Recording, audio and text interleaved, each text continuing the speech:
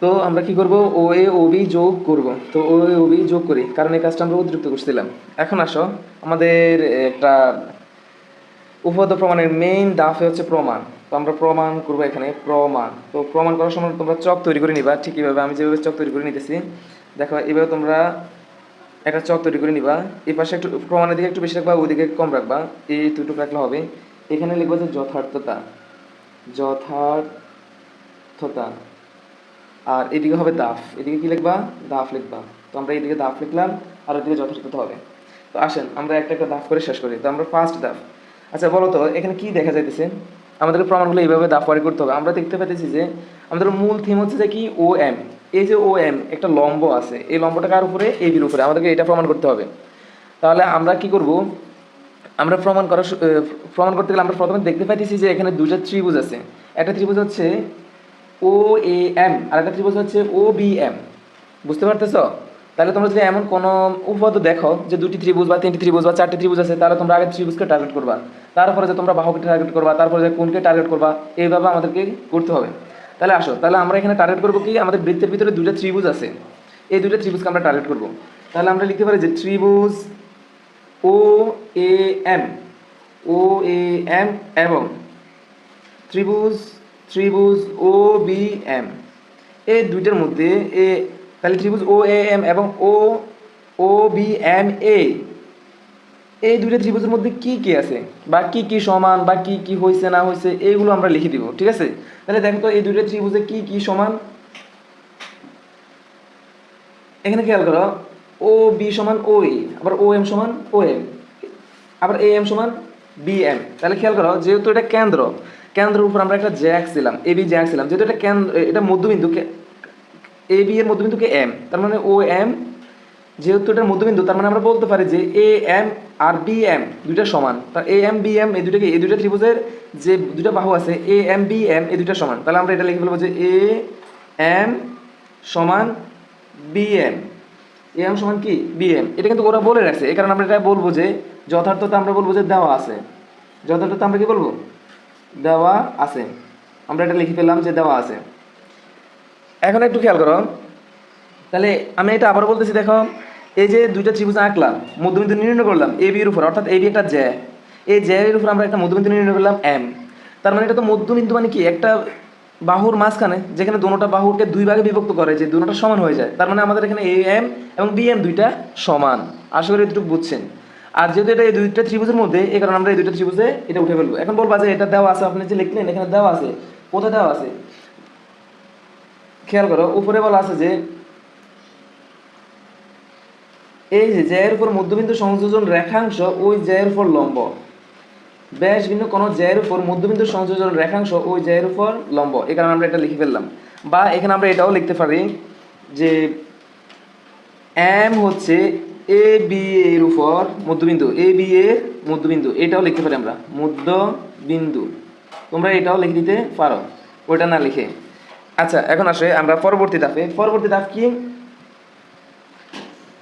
এখন যেহেতু এটা কেন্দ্র থেকে, এখানে কেন্দ্র থেকে ডাইরেক্ট বৃত্তের মধ্যে যে দূরত্বটা রেখাংশ, আবার এটাও কেন্দ্র থেকে বৃত্তের মধ্যে, খেয়াল করছো? তার মানে আমরা বলতে পারি যে এই দুইটা ত্রিভুজের মধ্যে আবার এই দুটো বাহু সমান, কি, ও এ এবং ও বি।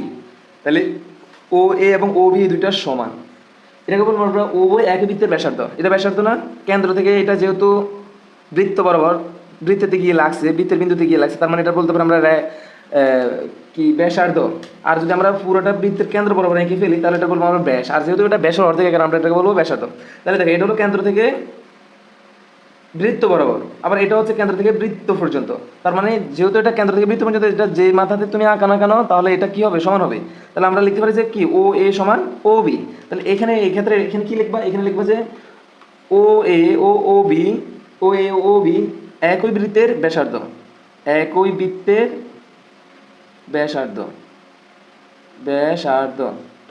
এরপরে আসো আমরা কি বলবো, ও এম সমান ও এম, ও এম সমান ও এম। খেয়াল করো, এই যে দুইটা ত্রিভুজ আছে, এই দুইটা ত্রিভুজের একটা সাধারণ বাহু ও এম সমান ও এম। অর্থাৎ তুমি যদি এই দুইটা ত্রিভুজকে আলাদা করে ফেলো, আমরা যদি দুইটা ত্রিভুজ আঁকি, খেয়াল করি, ধরো আমরা এই দুইটা ত্রিভুজকে আলাদা করে দিলাম, একটু এইদিকে লক্ষ্য করো, আমরা এটাকে আলাদা করে দিলাম। তো এটার নাম ও এম এ। আবার এটাকে আমি এদিকে আঁকার চেষ্টা করি, তাহলে কি হবে এটা, তাহলে এটার দিকে তাকাও, এটা হবে ও এম বি। তাহলে খেয়াল করছো, তার মানে এই দুইটা ত্রিভুজের একটা সাধারণ বাহু হলো এই দুইটা, তার মানে ও এম সমান ও এম, ও এম সমান কি ও এম, এই কারণে আমরা লিখছি কি ও এম সমান ও এম। যেহেতু একই বাহু দিয়ে দুইটা ত্রিভুজ অঙ্কিত হলো এখানে, তাহলে এটাকে বলবো আমরা সাধারণ বাহু। এটাকে আমরা কি বলবো, তাহলে আমরা লিখবো যে ও এম সাধারণ বাহু, ও এম সাধারণ বাহু, সাধারণ বাহু, এটা আমরা এখানে লিখে দিব। আশা করি বুঝতে পারছি। যেহেতু ও এম সমান ও এম, সেহেতু আমরা এটাকে লিখতে পারি যে ও এম সাধারণ বাহু।